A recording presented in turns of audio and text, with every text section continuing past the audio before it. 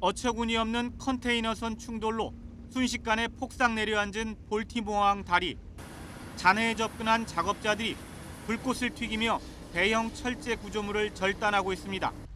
물속에 처박힌 곳과 윗부분을 분리해 일단 드러낼 수 있는 부분부터 드러내기 위해서입니다. 주변에는 무게 1000톤을 인양할 수 있는 초대형 크레인을 포함해 7대의 크레인과 예인선, 바지선 등 30여 척의 선박이 대기하고 있습니다. I cannot stress enough how important today and the first movement of this bridge and of the wreckage is. This is going to be a remarkably complicated process.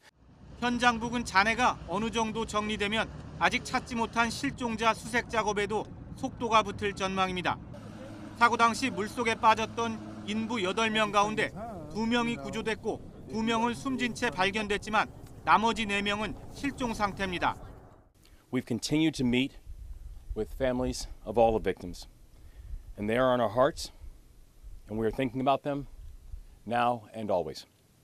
지역 명물로 어릴 적 추억의 장소로 다리를 기억하는 주민들은 믿기지 않는다는 듯 가슴을 졸이며 작업을 지켜봅니다. I was just like, wow, oh my God, the whole bridge just collapsed like that. We was just on it like 2 weeks ago.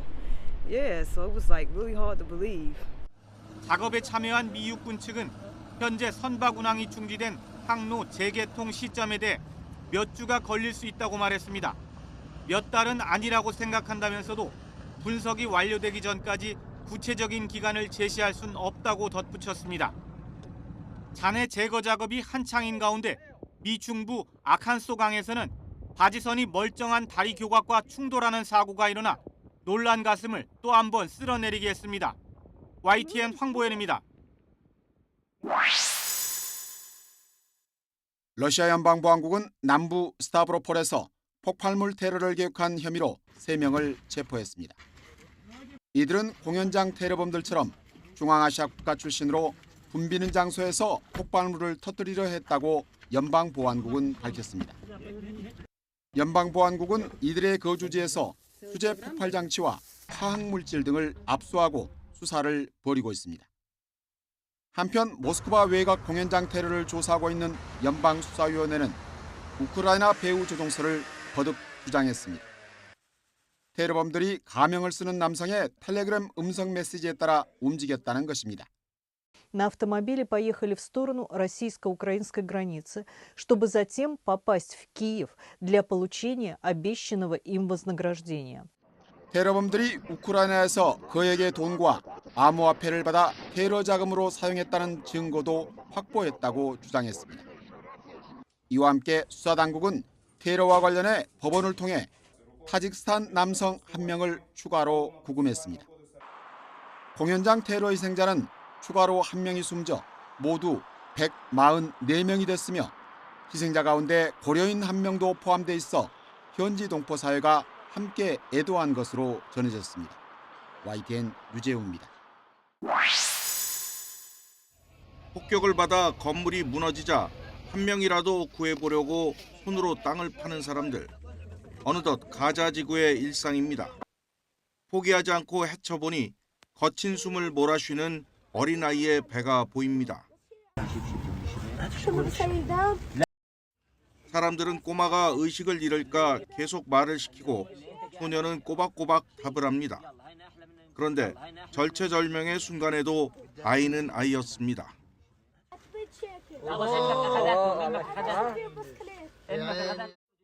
고통에 비명을 지르기도 하지만 용감하게 버텨내니 어느덧 고사리 손도 보이기 시작합니다.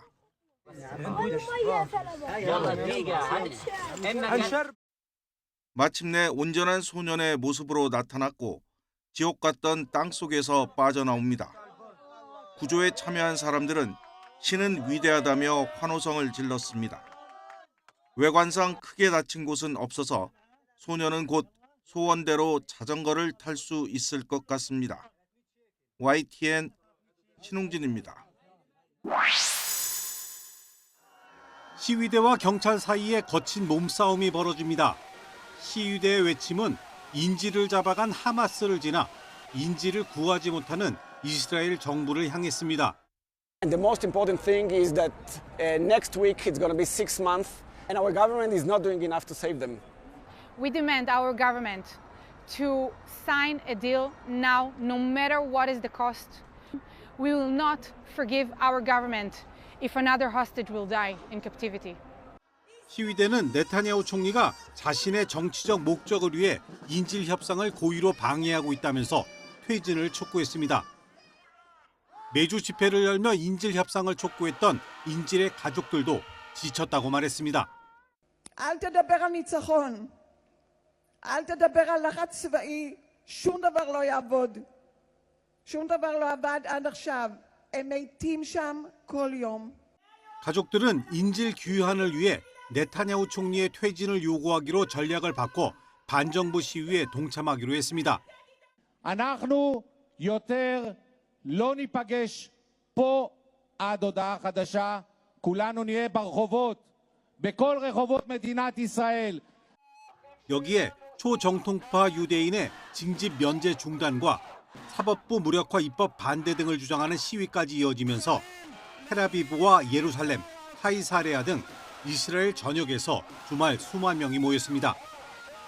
시위대 일부는 도로에서 불을 피우고 트럭으로 고속도로의 통행을 막기도 했습니다. 경찰은 물대포까지 동원해 시위대 해산에 나섰고 시위대 16명을 교통방해 등의 혐의로 체포했습니다. YTN 이정훈입니다.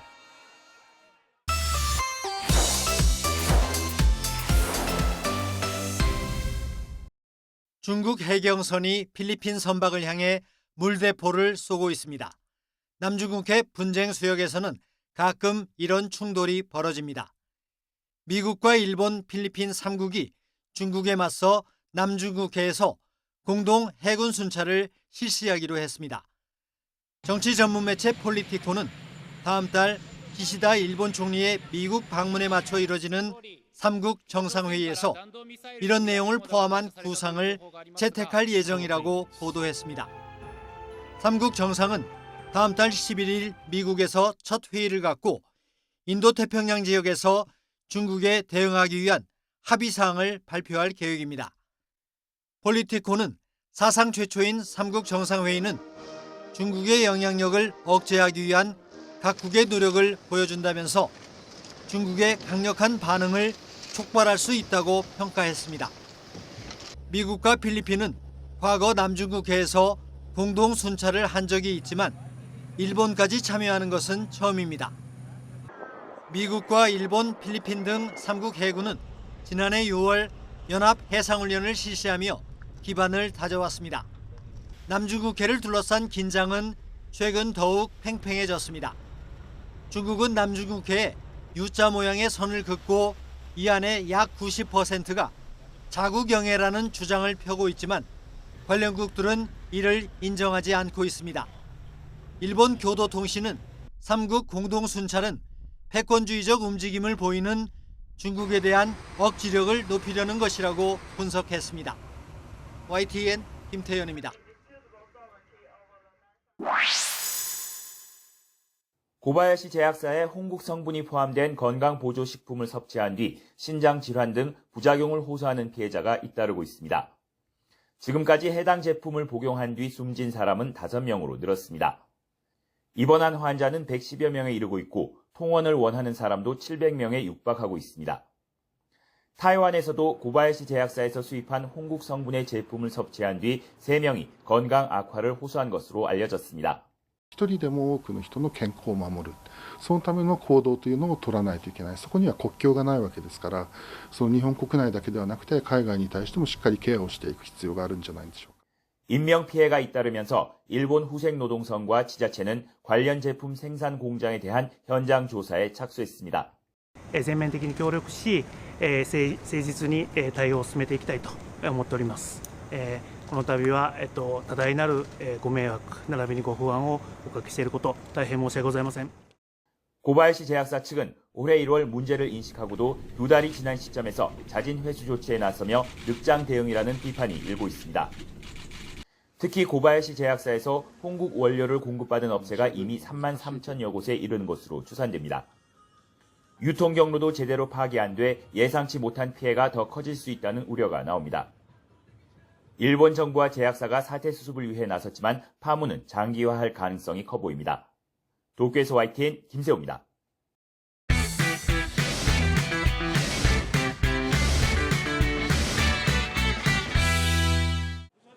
연초부터 농수산물값이 고공행진하자 정부는 가격 잡기에 총력을 기울였습니다.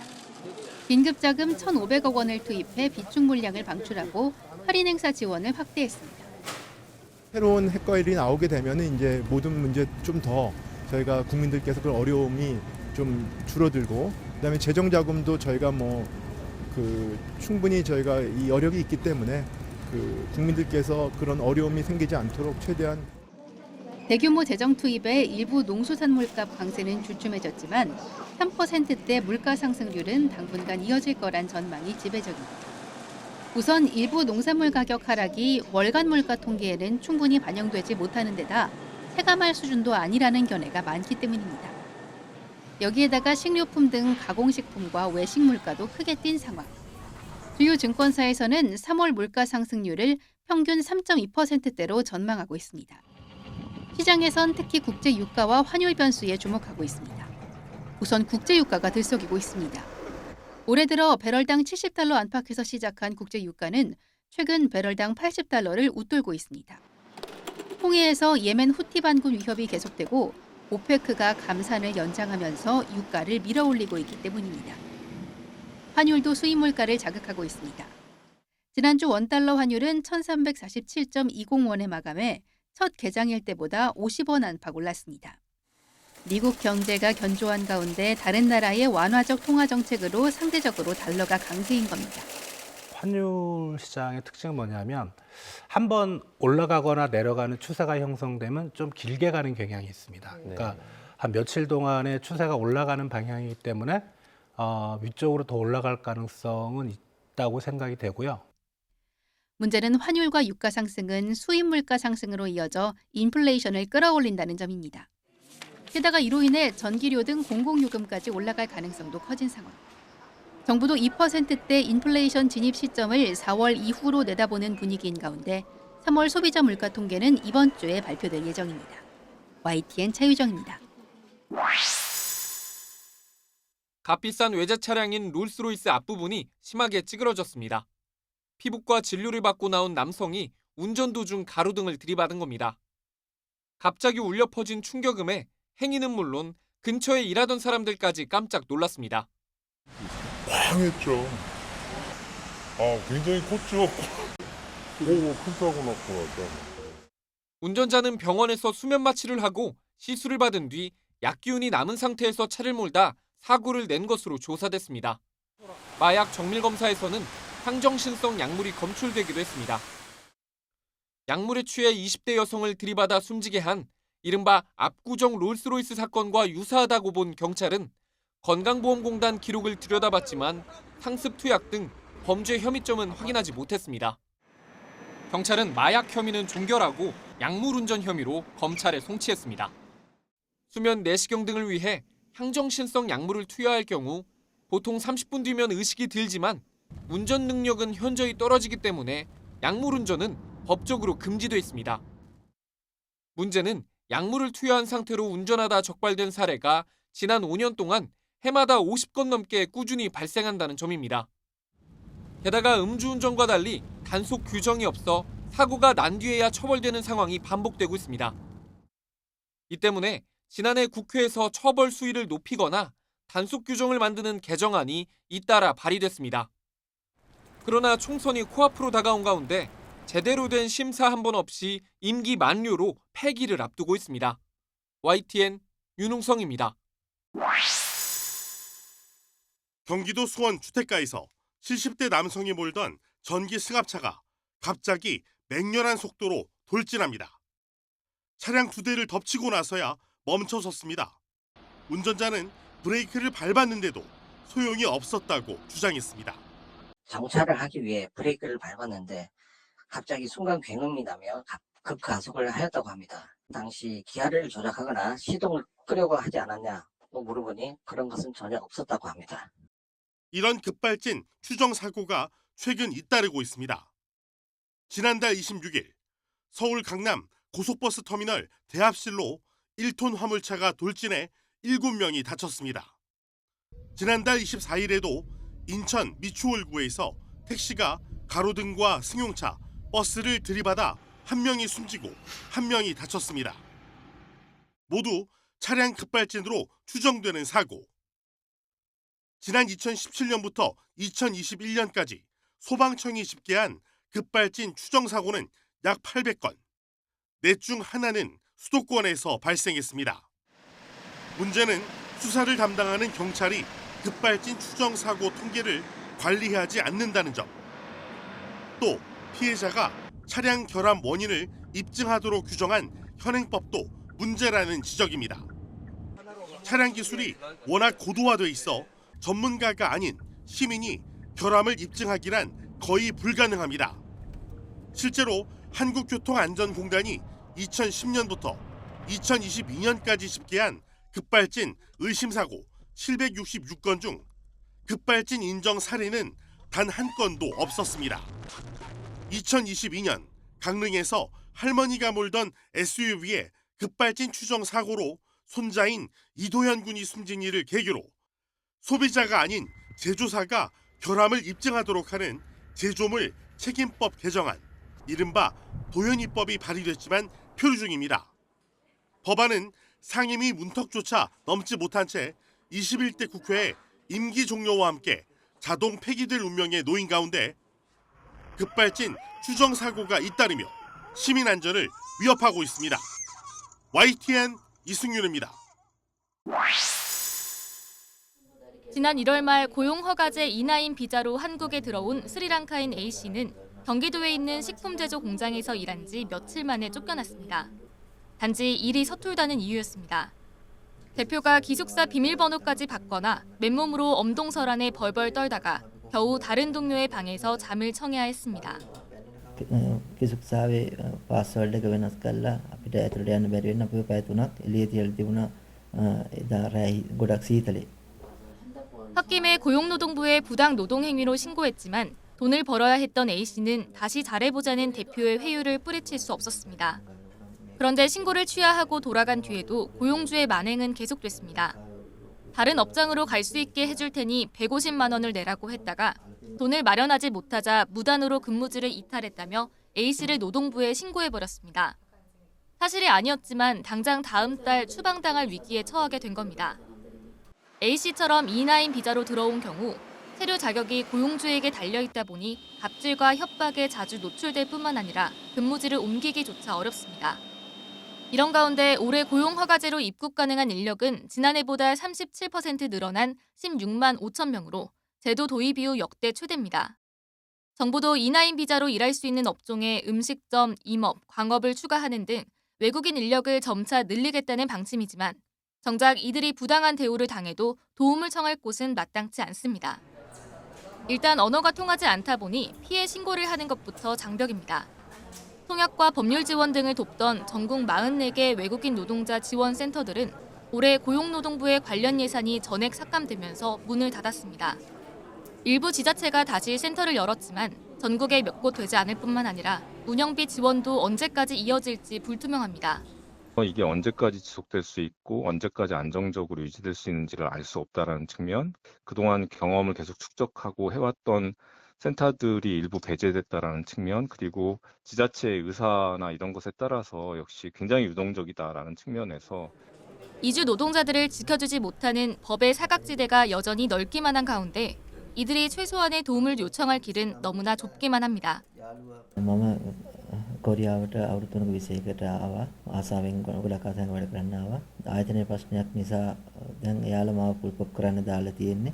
දැන් මම පුල්පොප් වුණාට මම මොනවද කරන්නේ? කියන්නේ මට සහනයක් නැහැ. මට උදව්වක් කරන්න කොහොමද මේ කොරියාවේ රජය? YTN 임혜진입니다. AI 기술이 재앙 같은 금융위기를 불러올 수 있다. 세계적 베스트셀러 사피엔스를 쓴 역사학자 유발 하라리 교수가 지난해 영국 가디언과의 인터뷰에서 한 경고입니다. 데이터로만 이루어진 금융은 AI에 가장 적합한 분야이기도 하지만 AI가 시스템 통제를 넘어 인간은 이해할 수 없는 새로운 금융 도구를 만들기 시작하면 어떻게 되겠느냐는 겁니다. 챗 GPT의 아버지 샘 올트먼 오픈 AI 최고 경영자도 AI의 결론을 맹신해서는 안 된다고 말합니다. I expect more strange things, and having a higher level of preparation, more resilience, more time spent thinking about all of the strange ways things can go wrong. 미국 금융안정감시위원회는 AI를 급부상하는 취약점으로 규정했고 유럽중앙은행은 AI에 대한 기대가 자산 거품으로 이어질 수 있다고 우려했습니다. 하지만 글로벌 대형 금융회사들이 이미 생성형 AI를 활용하는 마당에 우리 금융권도 손 놓고 있긴 어렵습니다. 최근 금융당국이 협의회를 꾸려 AI 금융 방향타 잡기에 나선 이유입니다. 당장 우리 금융권은 망 분리 규제 탓에 클라우드 기반의 생성형 AI 접근 자체가 어렵습니다. 또한 생성형 AI 학습 등을 위해서는 방대한 양질의 데이터가 필요하나 개별 회사가 이러한 데이터를 확보하기 어려우므로 데이터 결합, 합성 데이터 활용 확대 등에 대한 지원 요청도 있었습니다. 규제 개선과 안전망 확보라는 두 마리 토끼를 동시에 쫓는 길. AI 금융이 혁신 미래로 가기 위한 다소 까다로운 진입로를 찾고 있습니다. YTN 나연수입니다.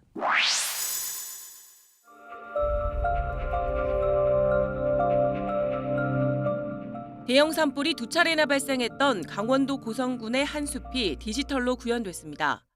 풀과 작은 관목, 그리고 아름드리 나무까지 개체 하나하나가 구분됩니다.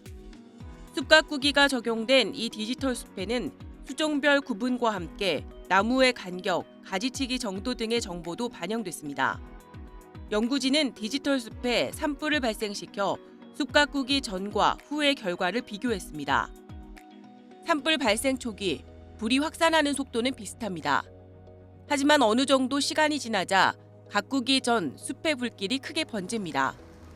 나무를 타고 오른 불이 나무의 가장 윗부분을 타고 빠르게 번지는 수간화가 나타난 겁니다. 숲 가꾸기를 하지 않은 디지털 숲의 피해 나무는 전체의 60%, 반면 숲 가꾸기를 한 숲은 30%에 그쳤습니다.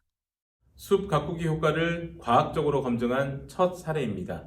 숲 가꾸기를 하면 하지 않는 숲에 비해 피해를 절반 정도 줄일 수 있다는 결과를 얻었습니다. 연구진은 디지털 숲을 이용해 나무의 간격, 수종 등 조건을 바꿔가며 산불에 가장 강한 최적의 숲 가꾸기 기법을 찾을 계획입니다. YTN 정혜윤입니다.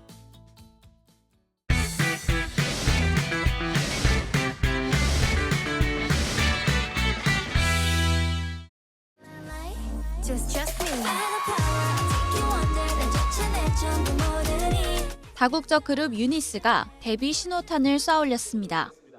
누구나 슈퍼어머니 될 수 있다는 포부를 담은 데뷔곡을 유니스만의 풋풋함으로 풀어냈습니다. 앞으로 저희 유니스의 이야기를 가득 담은 무대와 노래들로 보답드릴 테니 앞으로 많은 사랑과 기대 부탁드리겠습니다. 감사합니다. 하이브 막내딸이란 별칭이 붙은 아일릿은 데뷔곡에 솔직하고 당당한 10대 감성을 담았습니다. 아일릿은 데뷔 전부터 파리 패션위크에 초청돼 전 세계 팬들의 관심을 끌기도 했습니다. YG 엔터테인먼트 역시 블랙핑크 이후 7년 만에 걸그룹 베이비몬스터를 선보입니다. 건강상의 이유로 빠졌던 멤버까지 합류해 완전체가 된 베이비몬스터는 YG표 걸크러쉬의 계보를 이을 것으로 보입니다.